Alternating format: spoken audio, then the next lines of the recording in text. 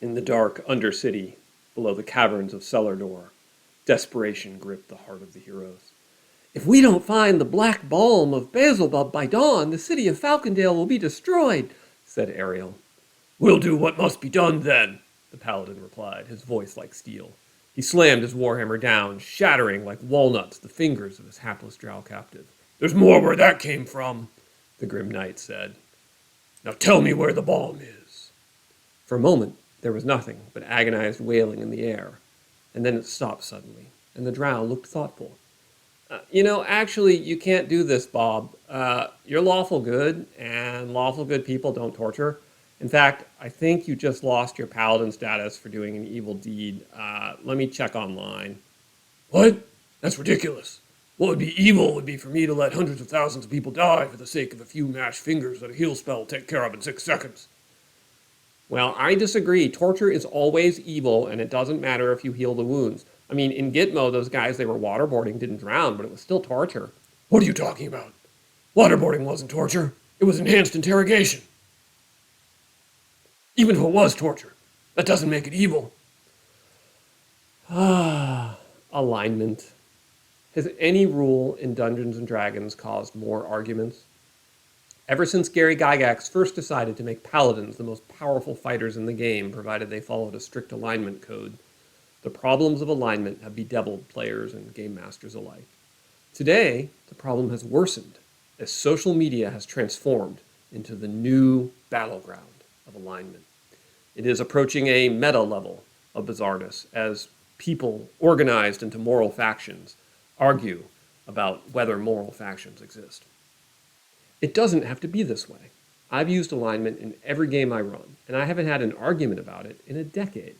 So today, I'm going to tackle the thorny issue of alignment and help you make sense of it all. The simplest system of alignment is alignment as allegiance, meaning that a character's alignment is simply a statement of which side he's on in some struggle that's existential to the campaign world. In a World War II RPG, the alignments might be Allied, Axis, Neutral. In a Star Wars RPG, the alignments could be Alliance, Imperial, Mercenary. In a Mad Max RPG, the alignments could be Settler, Raider, Drifter. In a US politics RPG, the alignments would obviously be something like swing Democrat Republican, right? So under this alignment system, a character's personal virtues and vices don't matter.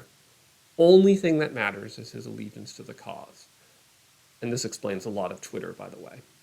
But in a World War II context, if your character is a nasty piece of work that gets off on fear and likes to carve up the flesh of his defeated foes, doesn't matter. He fights bravely for the Allies, he's a good guy.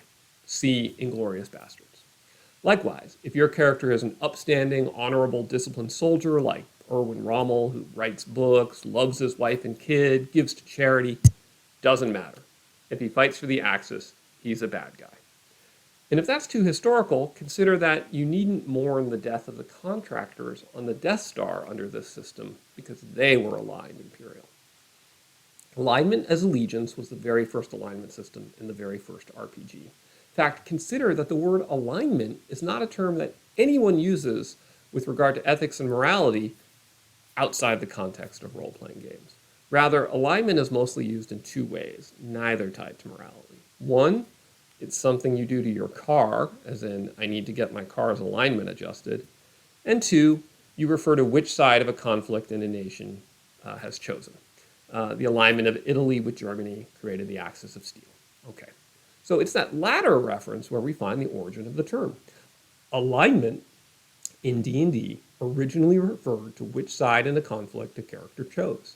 Chainmail, the miniature wargame from which D&D descended, provided an order of battle dividing all creatures into law, neutral, and chaos. These were factions within the wargame, just as in a wargame about World War II, you have your Allied, neutral, and Axis factions. So when Chainmail individualized into Dungeons & Dragons, the individual character's choices of faction then became known as alignment, as in indicating which one of the warring factions the character had aligned himself with.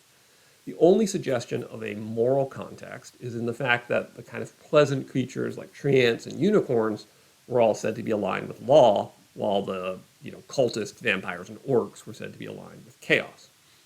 Now, raises the question, why did chainmail in D&D use law and chaos instead of good and evil to describe the warring factions?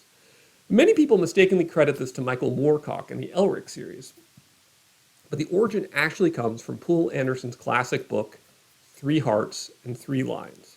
And here's what Poul Anderson writes in that book. He got the idea that a perpetual struggle went on between primeval forces of law and chaos. Humans were the chief agents on Earth of law, though some of them were so only unconsciously, and some, witches and warlocks and evildoers, had sold out to chaos. A few non-human beings also stood for law, but ranged against them were almost the whole of the middle world, which seemed to include realms like Fairy, Trollheim, and Giants, the actual creation of chaos. Wars among men, such as the long-drawn struggle between the Saracens and the Holy Empire, aided chaos. Under law, all men would live in peace and order, and that liberty which only law could give meaning. But this was so alien to the Middle Worlders that they were forever working to prevent it and extend their own shadowy dominion. So that right there is the basis of Dungeons & Dragons alignment. Now, similar primeval struggle seems to show up in basically every game or genre representing the war between civilization and barbarism, Western white hats versus black hats, etc. It's the implicit alignment system of every superhero game. And as a system, it's exceptionally simple to define. It just requires you identify two competing sides that the characters could fight for. And if they're not willing to die for either side, then the character is neutral. And it maintains a sense of a grand struggle that you get with an alignment system, and you get this sense that the character's decisions are part of something that's larger than himself. And it achieves all these goals while maintaining maximum flexibility for the player character to develop their personalities without any concern that they'll violate their alignment. And because of its many virtues, actually, the alignment as allegiance approach is exactly the approach that I adopted for my own Adventure Conquer King system rules. In the Adventure Conquer King system, or ACTS, your characters enter this world of ceaseless violent struggle where civilization is under assault by forces intent on its destruction. And in ACTS, you're called to choose a side. Do you pledge to defend civilization and its allies against those who seek to destroy it? Do you sell your sword to anyone who will offer you fame or fortune? Or do you become an agent of entropy and destruction that undermines peace and order? And those are the three choices of lawful, neutral, and chaotic. In ACTS, lawful beings believe that civilization is worth fighting for. They tend to see wars among civilizations as aiding the cause of chaos, and so they seek peace among lawful civilizations. But they're not pacifists, and they're not necessarily altruists. In fact, in ACTS, most people would think something was wrong with you if you turned down fame and fortune. Chests of gold, magnificent weapons, grants of land, those are the rightful rewards for great deeds of valor on behalf of law. Now, neutrality in ACTS is the philosophy of someone who enjoys the benefits of law and civilization, but it's not something they directly fight for. They tend to focus on their own ends: family, fame, fortune, pleasure, power. You could find a neutral mercenary fighting on behalf of law or chaos. A neutral farmer tending his crops, pays his taxes, whether it's to the patriarch or the Lich King. That's neutral. And then finally, chaos in ACTS are beings that actively seek to destroy civilization. Chaotic characters might be madmen, they might be cultists of forgotten and chthonic gods. And to the extent they have any order at all, it's ruled by force and fear, with corruption and vice. And like a decadent lawful civilization is at least paying, lip service to civilizing virtue, but the chaotic civilizations embrace the corruption. Now, the character's choice of alignment doesn't determine whether or not he takes care of his kids, or whether or not he cheats on his wife, or whether or not he steals from the Merchants Guild. Right? It's concerned only with the weighty issue of where does his allegiance lie in this grand struggle of existence. So if you have lawful or chaotic as your alignment, you've chosen a side in the struggle. And then people that choose no side are neutral. But it's important to remember that neutrals still want the protection of law, even though they're not willing to die for it. So we could paraphrase George Orwell. Neutral humans sleep peaceably in their beds at night only because lawful heroes stand ready to do violence on their behalf. And that's the alignment system of ACTS. It's a great example of an alignment as allegiance system. Now, there are two downsides to alignment as allegiance. The first downside is that there has to be some sort of existential conflict. You need to have something that the characters can give steady allegiance to. So you couldn't really use alignment as allegiance in Cyberpunk 2020 when people aren't even loyal to their own side, for instance. The second downside is that the system doesn't provide any guidance for how the character might behave. For instance, despite vast differences in behavior, alignment as allegiance says that Superman, Batman, and the Punisher all have the same alignment. Because of these limitations, alignment as allegiance got replaced in the D&D line by a new system, which we're going to call alignment as philosophy. Now, the alignment as philosophy system has a dual axis. It divides moral behavior into lawful, neutral, chaotic, and good, neutral, evil.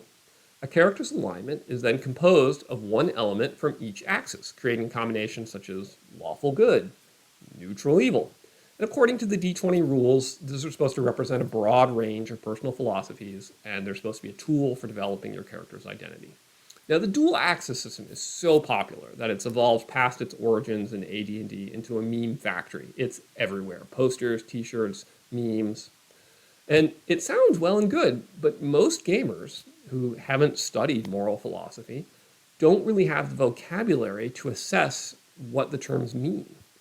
Even the simplest assessments end up causing huge arguments. If a lawful good hero tells a lie in order to save someone's life, has he violated his alignment? If Luke Skywalker really did restore order to the galaxy along with Darth, would that have been evil? Is Highlander's Kurgan being chaotic when he madly drives down the wrong side of the road in New York City? Or is he just being an idiot? The confusion is so great that if you go on TV tropes, you find page after page documenting, ridiculing the problems of lawful, anal, and chaotic, stupid characters. And so to avoid the stupid, a lot of modern gamers nowadays are just getting rid of alignment altogether. They're just consigning it into the trash bin of game design. Now, I think that's a mistake. I think, despite the problems, throwing out alignment is the wrong move for most campaigns. The classic struggle, good versus evil, law versus chaos, it appears over and over in myth, legend, and fiction. And if you ignore alignment, then you're ignoring one of the most powerful themes that underlines all of our favorite genres. In The Lord of the Rings, right? It's not a gripping story if Sauron and Aragorn are morally equivalent. And even something as deconstructionist as George R. R. Martin's Game of Thrones, you still have the example of true D&D style chaotic evil in the form of the Night King. So with morality hard-coded into these genres, the alignment as philosophy system seems like it could be worthy of use in play if you want something a little more complex than alignment as allegiance. So then, can any sense be made of it, right? Is there a way to stop the never-ending arguments and answer these questions? And the answer is yes, right? The past 3,000 years of moral theory have not led us to world peace, but guys like Aristotle, Bentham, Kant, Nietzsche, they've at least given us the answers we need for our D&D dilemmas. All right, so let's start with the basics. A moral code is a system of values that differentiates between good and bad or right and wrong. And over the past 3,000 years, moral philosophers have developed a staggering amount of moral codes based on differing assessments of objectivity, perspective, scope, substance. Of this vast range, solving our alignment dilemma really only asks us to answer two questions. How do you judge the goodness of an action? Who are the proper beneficiaries of good behavior? So whose good are we talking about? The answer to the first question establishes your place on the spectrum of law and chaos. The answer to the second question establishes your place on the spectrum of good and evil. So our first question, how do you judge the goodness of an action? A moral philosophy gives us three ways to answer this question. By the action itself, which is called deontological, by the consequences of the action, which is called consequentialist, and by the character of the action, which is called eritological. And these three map nicely to lawful, chaotic, and neutral. Deontological, or rules-based ethics, judges the goodness of an action based on whether the action adhered to a set of principles developed in advance. Now, these principles do not necessarily have to be the law of the particular government that the character is within. They are principles that the person follows. And most religions, for instance, include deontological ethical systems. When the Ten Commandments says, "You shall not steal," it means you shall not steal. It doesn't matter if your family is starving and you need the bread. Stealing is a sin. The commandment says so. Some secular systems are also deontological. So during the Enlightenment, Immanuel Kant developed the influential deontological system based on the categorical imperative. And then Murray Rothbard has the non-aggression principle, which is a libertarian deontological system. Whatever principle they apply, Deontologists generally believe that the rules should be obeyed. Promises should be kept, processes should be followed. The ends do not justify the means. They are lawful. All right. Then, in contrast to these strict principles of deontological ethics, chaotic characters believe in consequentialist or act-based ethics. They judge the goodness of an action based on the consequences of the action. To a consequentialist, rightness or wrongness is judged by the result of the deed, not the deed itself.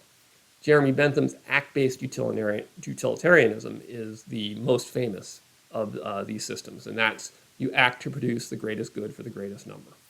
Consequentialists are always results-oriented. They believe that promises can be broken, rules can be ignored, laws can be overridden, because the end always justifies the means. And that's the essence of chaotic, right? Someone says, you've broken a contract, you say, I'm altering the deal. Pray I don't alter it any further. In between these two positions is the third way, which we could call the eritological or character-based ethics. And to an eritologist, the goodness of an action is judged based on the character trait which motivated the action. So they do judge the rightness or wrongness of deeds in part by their consequences and in part by the principles, but they believe that it's impossible to predict what the consequences are likely to be in most circumstances. And so instead, they try to generally behave in accordance with particular character traits, which they call virtues, which are effectively habits or rules of thumb which tend to promote these desirable consequences overall. In an eritological system, the virtues, the rules of thumb, are followed unless there's a strong reason for not doing so in a very particular case. Such people generally follow the rules and keep their promises, but they're not so strictly as lawful characters, and they act on a case-by-case basis when the circumstances make it virtuous to do so. They never do so with disdain for custom and law, and that makes them neutrals. So if you're pondering whether it's permissible to run a red light when there's obviously nobody around, you're thinking like a neutral. The lawful person would never consider it, and the chaotic person already drove through. So this seems like subtle distinctions, but in practice they lead to radically different behavior. So let's consider a real-world example, right? A busy investment banker, he promises his son he will not miss his 13th birthday. But then a major client wants the banker to travel on that day, and if he refuses, he's going to lose the deal, and the amount of money is going to be equal to his son's entire college fund. And let's assume the banker wants to do the right thing for his son. If he's lawful, the banker is going to honor his promise. If he's chaotic, the banker might honor his promise, but he might also conclude that the consequences of losing that much money are too damaging, and he might take the meeting. So in this example, it's not coincidental that the lawful banker will do something, while the chaotic might do something. Lawful characters have reliable behavior patterns because they're governed by stable rules. Chaotic characters do not have reliable behavior patterns because they are making the decision based on the consequences they see as likely at every moment. All right, so having identified how we can judge the goodness of actions, and therefore identifying lawful, neutral, and chaotic philosophies, the second question we have to answer is, who are the beneficiaries of good? In short, whose good are we talking about? And the answer to this question correlates with the good and evil axis. So to frame this, we're going to turn to philosopher Peter Singer's theory of the expanding circle of morality, in which each individual has a different circle that he takes account of when he's evaluating what's good. So at its narrowest point, this means a man asking, what's good for me? A broader circle might include what's good for me, what's good for my family, what's good for my neighborhood, what's good for my tribe. And then a vastly broader circle might include what's good for all mankind, or even what's good for all life on earth. Within the circle, the individual might treat everyone equally, or they might elevate certain interests above those of another. And an individual who treats everyone equally within a circle has a flat circle. If you discount the interest of others, the further away they are from the center, then your circle is sloped. The concept of this expanding moral circle maps perfectly onto Dungeons & Dragons alignments. Good characters have very broad, flat moral circles that generally encompass all other good creatures, so they feel an obligation to help, serve, and benefit others, even at the sacrifice of their self-interest. Neutral characters have modest, sloped moral circles, and they include themselves, their loved ones, their tribe, their city, their country, but at an increasing slope of disinterest as the circle expands. And the ancient Arab maxim is neutrality in essence. Me against my brother and I against our cousin, my brother, my cousin, and I against the stranger. Objectivism, which says, I will never live for the sake of another man, nor ask another man to live for mine. That's another expression of neutrality. A good person would live for others. An evil person would have no compunction against asking another man to give his life for him. And then finally, the evil characters have narrow moral circles that include themselves, maybe their closest friends and family, and then they just sharply slope into total disinterest. And some evil characters might have a circle of one in which others are valued only as useful tools or objects of affection rather than moral ends. Now, Friedrich Nietzsche gives us a great example of evil when he claims that to achieve greatness, a man must, quote, lack congeniality and good-naturedness, must consider everyone he meets on his way either as a means or as a delay and obstacle. And he says that such a man has to have a strong and domineering nature who wants no sympathetic hearts, only servants and tools. Now, an interesting edge case occurs when you have a character whose moral circle changes with their emotional state. You've got the king who gives himself over to a vengeful rage and makes an evil decision based on a narrow moral circle. I will destroy your entire realm. But then the same king, on a good day, he's calm, he's happy, he makes a good decision based on the welfare of his people. Characters whose moral circle fluctuate, in D&D, they're usually described based on the average moral circle with a tendency under the influence of strong emotions. You might say neutral with evil tendencies. So that Nietzsche quote above comes from his book Beyond Good and Evil, and that raises a really interesting point. In the real world, people who would be evil in Dungeons and Dragons don't think of themselves or call themselves evil. Our friend Nietzsche explained this by arguing that there were two basic ways of labeling moral behaviors. The first system of morality, which he associated with the heroic age of Greece, contrasted good with bad. Good is strong, healthy, wealthy, powerful. Bad is weak, sick, poor, pathetic. And the heroes of the Iliad, who can seem kind of sociopathic to some modern readers, they're paragons of heroic virtue under this ancient moral code because they are so strong and powerful and noble. The second system of morality, which is associated by Nietzsche with the Christian tradition, contrasts good with evil, where good means restrained, kind, charitable, humble, and evil means aggressive, cruel, greedy, proud. So Nietzsche's belief was that the Christian evil morality is the equivalent of what the ancients called good behavior, because it made you powerful and rich, while the Christian good morality leads to what the ancients called bad behavior, because it's meek and slavish. And so, Dungeons & Dragons was originally developed by writers from the Christian tradition. So it's not really surprising that we see it assign a metaphysical good and evil to approximately correlate with Christian good and evil. In fact, the whole game's alignment system should be understood as being written from a lawful good perspective. So in your own campaign, though, you should probably consider, if you're going to use the system, how do societies that aren't lawful good label the alignments? So for instance, a chaotic evil society might say that the good-evil axis is actually the foolish-sensible axis. They might say that the law-chaos axis is the dogmatic-pragmatic axis. So a chaotic evil lord would see himself as pragmatic and sensible, and his lawful good foe is dogmatic and foolish. Oh, the fool throws his life away for others who would never do the same for him. Lawful evil societies might translate good-evil axis as slavish and masterful, and they might translate law and chaos as honorable and dishonorable. So an honorable, masterful noble would have little time for a dishonorable, slavish rabble-rouser in some priggish peasant uprising. And then the true neutral societies might translate the good-evil axis as vainglorious, virtuous, vicious, and the law-chaos axis as rigid, proper, loose. So they'd consider themselves to be virtuous and proper. They would think that lawful good paladins are rigid and vainglorious, and they would consider chaotic evil to be loose and vicious.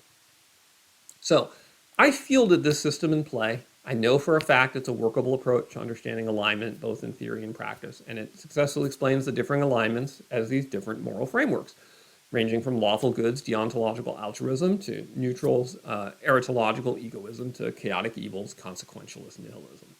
So I don't want to hear any nonsense about alignment being incoherent or impossible to understand or apply after this video. All you have to do is teach your players 3,000 years of philosophical debate across the 9 different moral systems, and it works just fine. And that's why I recommend alignment as allegiance. That's all for this episode. It is now your turn.